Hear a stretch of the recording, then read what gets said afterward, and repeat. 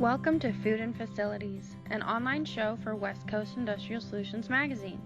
Our goal is to cultivate knowledge to feed the world by focusing our quarterly trade issues on safety, compliance, and innovation within manufacturing,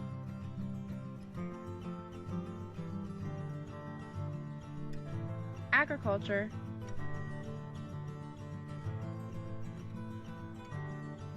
food processing,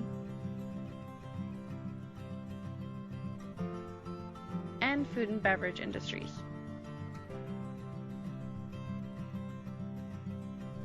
This episode will be joined by Laura Timbrook, well-being strategist and host of Outspoken Nutrition and Manufacturing Wellness, to discuss wellness in the manufacturing workforce.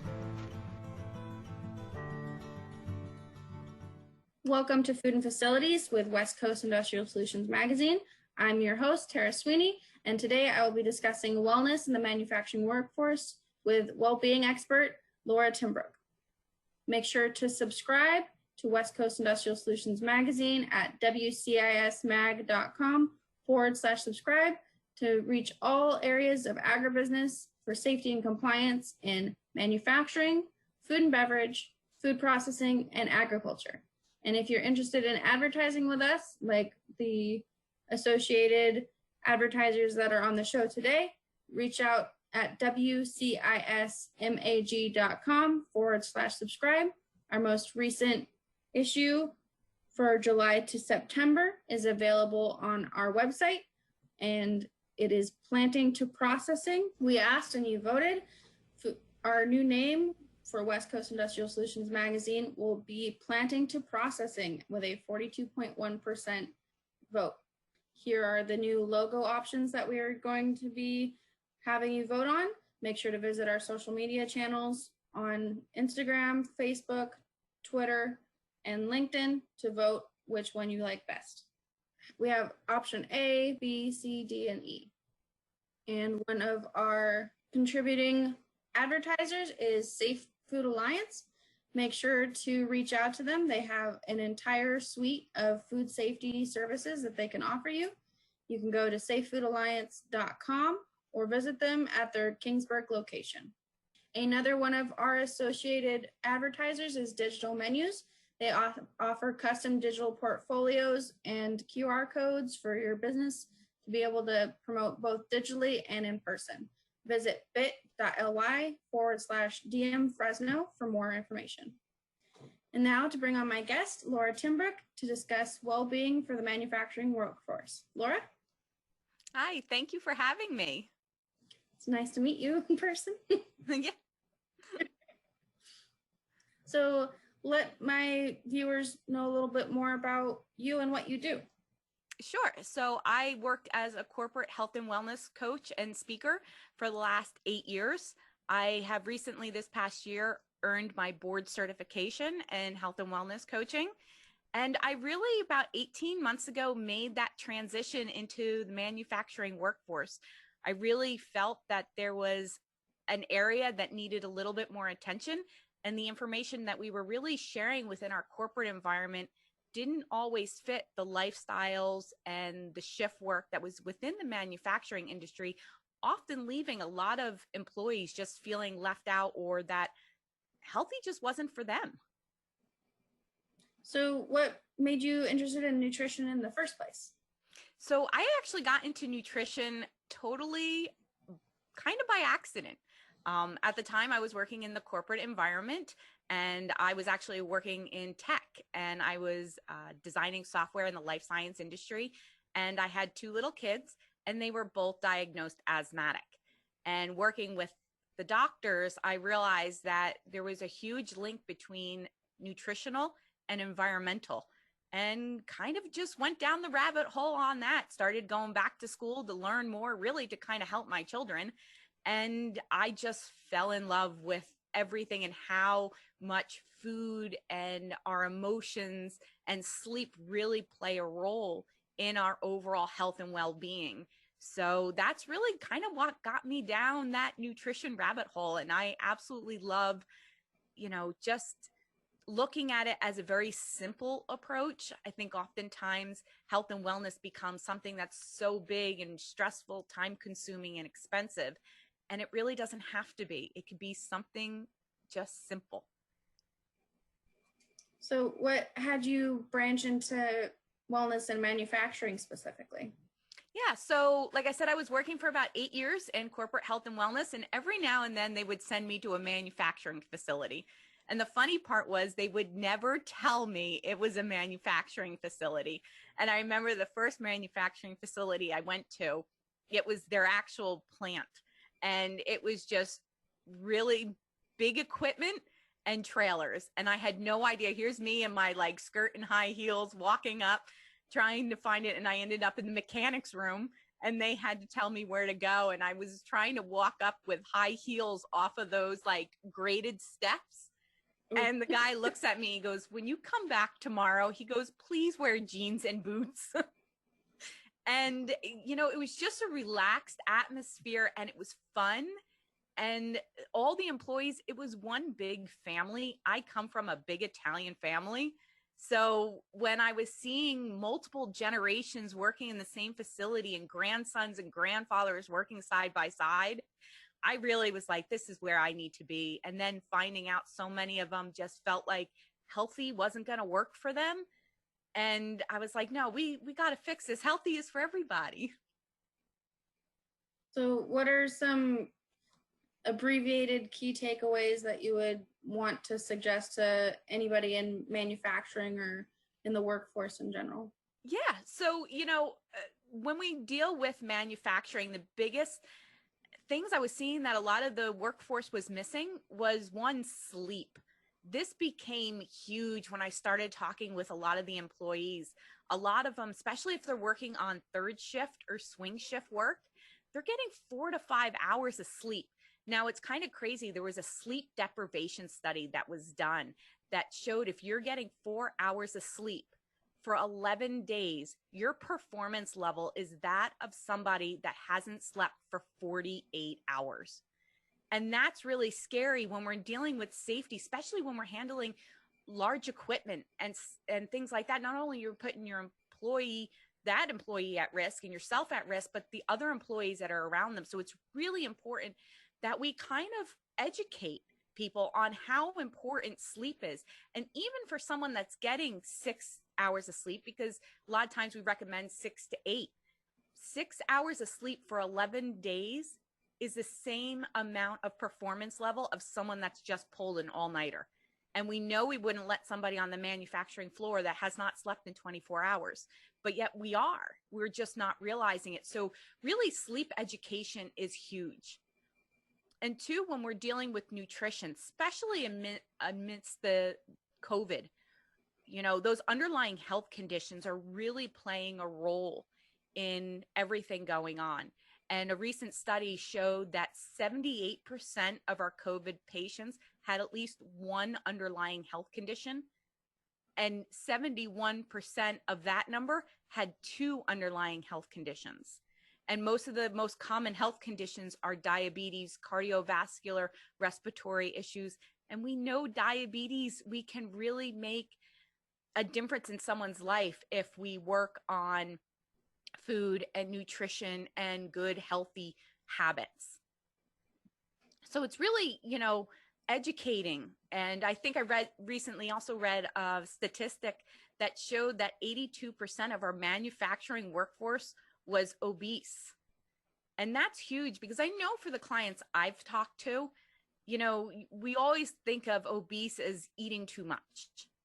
So many of the people I talked to, they were consistently missing and skipping meals.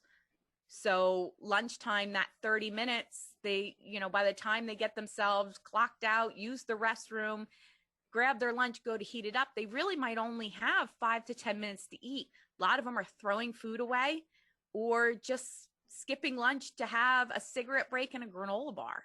And that's huge. So it's about educating them what quick, good nutrition could be. And, you know, proper sleep. I recently wrote an article in LinkedIn on the 3 tips for sleep for shift workers. And it was pretty, it was pretty amazing once you're realizing how little people actually sleep.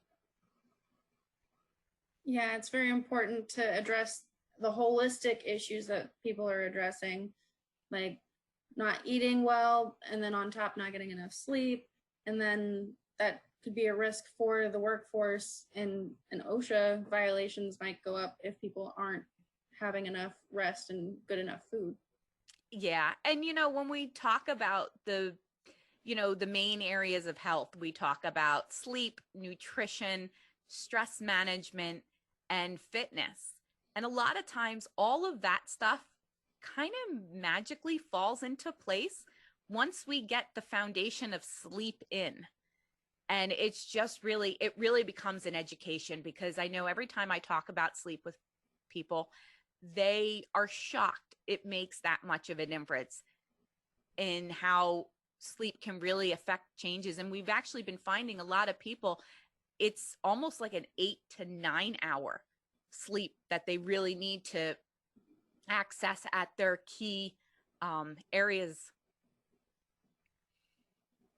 I know I don't necessarily get the 8 hours that we're supposed to get, and mine's not a safety required position. Mm-hmm. So to know how I function on low sleep, I can only imagine how it could be in an industrial situation. Exactly. And especially when we're working with shift workers, that's where we're really seeing where they're not able to get that 8, especially a third shift worker. I mean, that means they're sleeping through noon. And a lot of times third shift workers have family life still going on. So they're getting 4 hours here, a nap here, and it really can drastically make a difference. But there's the good side of this is we can do things simply to fix it.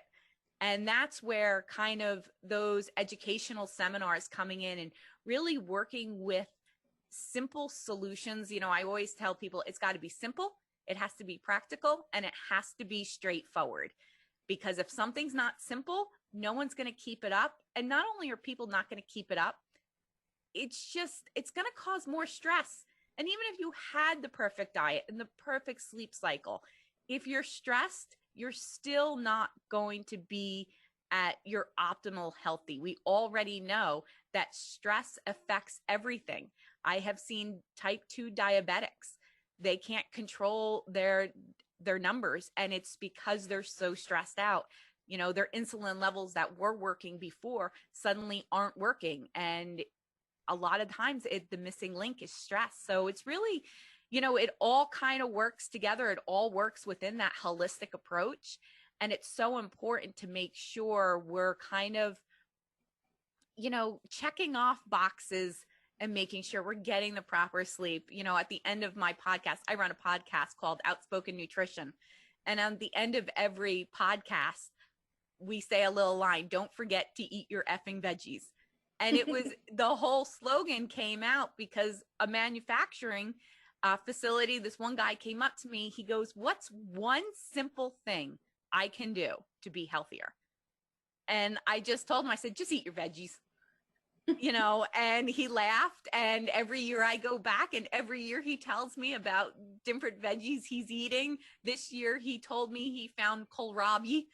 And he's like, I didn't even know what that thing was in the store. He's like, but I bought it. And he goes, it's delicious. So it's about just having fun, doing things simply. And when I work with clients, the biggest thing we try to do is put SMART goals in place, something that's achievable for someone. And then the second end of that is we really want to be autonomous.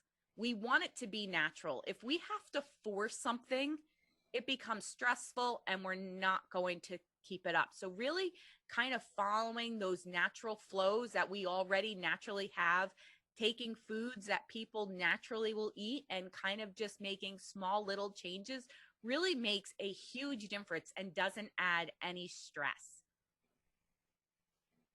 In the Central Valley, we have tons of farms and fresh produce, which makes it really easy to access fresh, wholesome food. How would you suggest that more corporations and manufacturers incorporate healthier food options in their cafeterias. And Yeah. So that is great looking at your local farms. I love my local farms. So if we can utilize local farms and local agriculture, that would be key. But what I tell a lot of my clients is when you're adding in these healthier meals, don't necessarily always take away what you're currently doing. And I'll give you a perfect example for meetings. A lot of times you go into meetings and there's donuts and coffee. And a lot of times when they put these healthier initiatives in place, they take out the donuts and they bring in yogurt and granola. Well, there's something to be said with having something sweet and something comforting when you're in a meeting that might not be the most exciting meeting.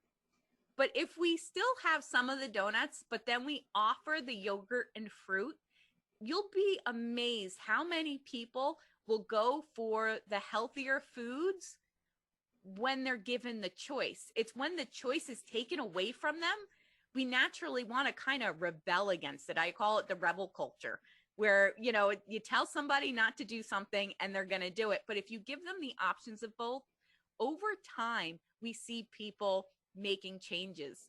I had a woman one time at a plant, and she was walking. It was the first time I was there, and I was doing health coaching, and we were, creating these plans. And she walks in, she's got her Mountain Dew, and she just came back from her cigarette break. And she's like, I'm only here because my boss told me I had to be here.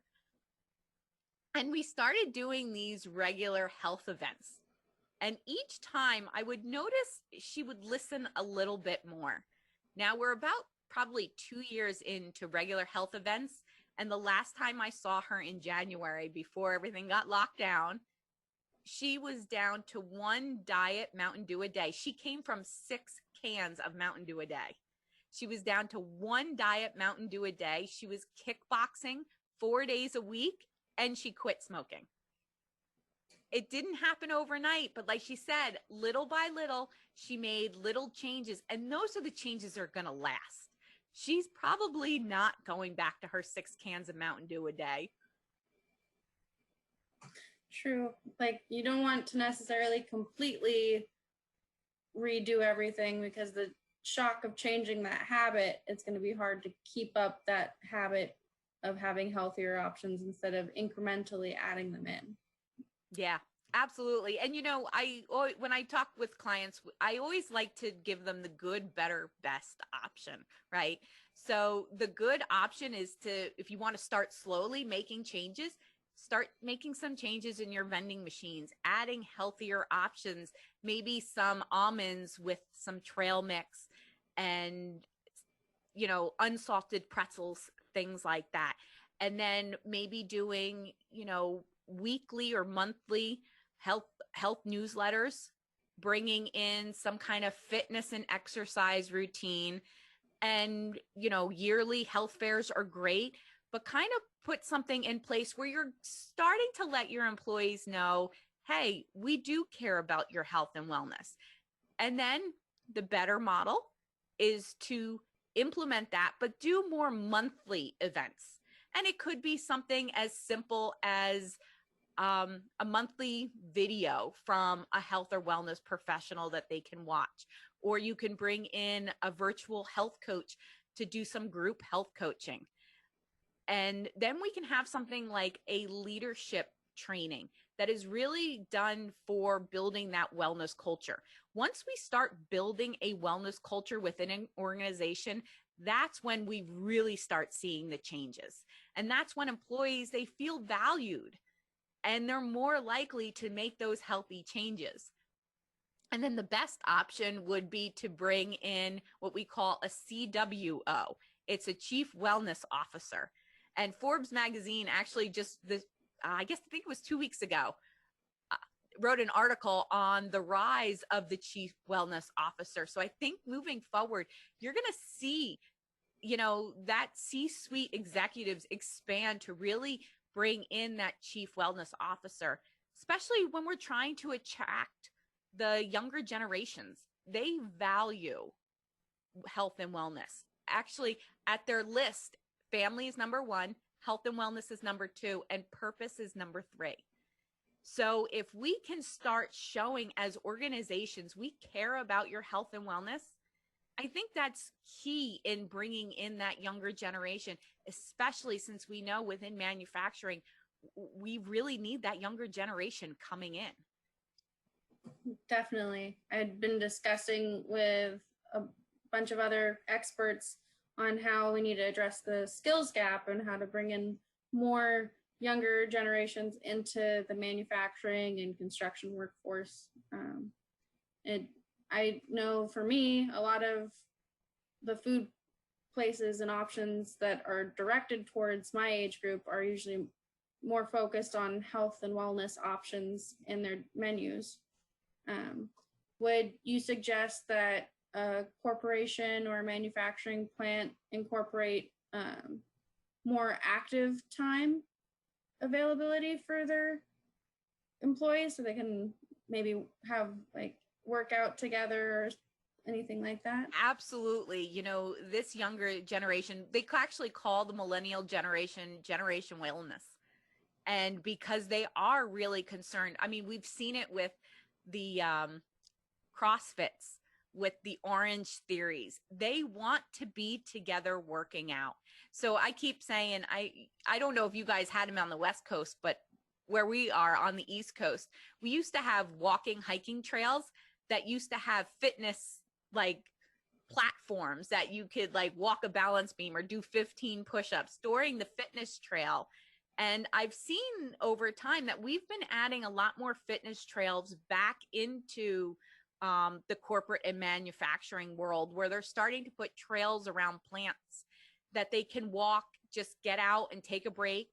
And if we can put those little exercise things back on, 5 squats here, 10 push-ups here, just getting people moving, because and once we get moving, our mobility increases, and that's huge, especially with the lifting and just the moving around. We really need to keep up that mobility. So if we can add more ways of getting active. I know one of the things that the corporate area did that had some kind of mixed results were the Fitbits, and they would have challenges. One of the biggest problems is employees felt like it was being intrusive. Like you're kind of like overseeing how much I move. And, but I think there was a better way we could have handled that. Now, one of the biggest things I know from being in the manufacturing is they like competition. There was one time they had me bring in smoothies to kind of teach them how to make smoothies, especially since a lot of them didn't have much time to have lunch. And at first, nobody was taking the smoothie. There was no way they were going to drink that. Then we got a competition, and we started with having a little competition around it. And suddenly everybody was drinking the smoothies. They were choosing which one they liked better, and it became fun. So we know competitions, especially in the manufacturing workforce, work. So let's utilize what we know works. And, competitions are a great way. And it's also a great way to build camaraderie. Everything right now, everyone's very concerned on diversity and bringing that into play. And if we can kind of build that community that manufacturing really naturally has, that would be a great way of adding in competitions to get people moving and building teams. It'd be interesting to see how different corporations and manufacturing plants implement their version of these types of things. Oh, absolutely. Because every manufacturing facility I have been to is different. And, I've done a lot from anything from a paper mill to food manufacturing to biotech. So where they're creating technology. So it's pretty cool to see how each of them are a little different. But it would be really cool to see how some of these things are implemented, because, the creativity is so, so broad at this point. We're given, we're given the opportunity to really take something and make it something amazing.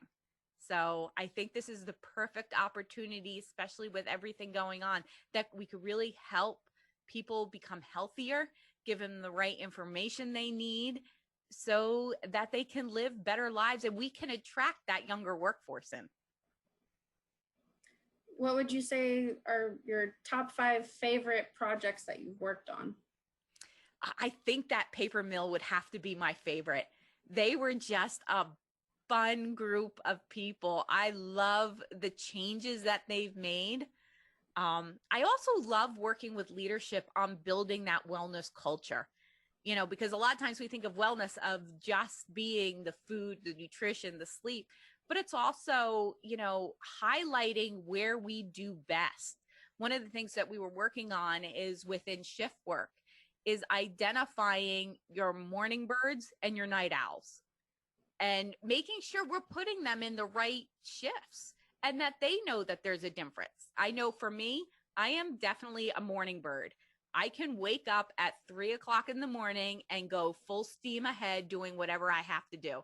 But if you ask me to get online at like 6 at night, it's going to be a little rough. So identifying different characteristics that we're really good with and allowing leadership to kind of take that lead so that they can fill positions that are more natural. Because once we can fit into a position we really feel like we can thrive in, we're more likely to stay where we feel valued and, that we feel like we do a good job and it's meant and it has that purpose factor. Definitely. Yeah. And, one of the other interesting things is when we deal with that leadership culture, a lot of times we don't focus on self-care. We're always worried about somebody else. And once we get into that leadership culture, we can start creating where that wellness really matters and getting that into place. So that's really key on making sure that, we're taking care of ourselves. We're managing our stress levels. I thought corporate had high stress levels. Manufacturing far exceeded a lot of the stress I've seen in corporate, because not only do you have the emotional stress, you have the physical stress, and then a lot of times you also have financial stress.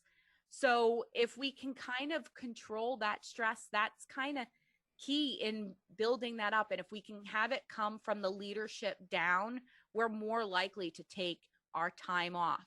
We're more likely to work on our work-life harmony. And that's really what we want to focus on. Definitely. I know if you make it more accessible to the employee, they're more likely to have better work efficacy and commitment and more productivity. Absolutely. And that was one of the reasons why I started adding in leadership wellness culture training, is because I have a passion for a manufacturing workforce. I have seen what they've done amongst COVID, making sure that our first responders are getting the PPE and changing over their manufacturing facilities and plants. I mean, we had manufacturing facilities out in PA completely change what they're doing. We had distilleries making hand sanitizer. So it's really important. And it's that workforce that I really care about. But if I don't address leadership, I'm really leaving that workforce out, because it's that trickle down effect. What are some changes that you would suggest, especially during the time of COVID, for manufacturers and corporations to take into consideration? I think one, we can put some signs up on better food choices. I think having that, take this time and really put in that leadership training for that cultural, that wellness culture, that's key. Because while I can't come in and really speak to your employees right now, and let's face it, they're not getting on a Zoom call to hear me talk, but the leadership can. And I think we take this time now and implement that wellness culture and leadership training. That is key to helping our workforce down the line. Definitely. do you have any common issues that you've seen a lot of manufacturers have to address? Yeah, so the biggest ones are sleep and getting people to eat. I wouldn't have thought, if you would have asked me this a few years ago, I would have told you, that can't be it. The amount of people skipping meals, and then when they get home, they're not the best food choices because they're so hungry. And we got to get people really focused on eating lunch, and especially shift work, that our lunches, our breakfasts and dinners have to alter.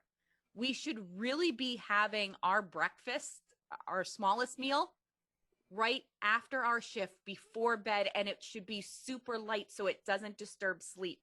And our biggest meal should be when we wake up before we're getting ready to work, so that we have the energy to do the tasks.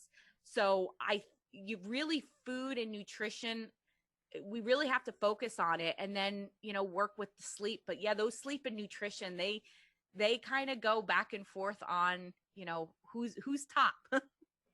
Definitely. We're going to take a short commercial break, and we'll be right back with Laura Timbrook of Outspoken Nutrition.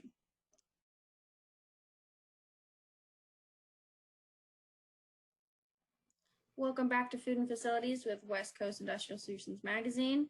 I am back again with my guest, Laura Timbrook of Outspoken Nutrition.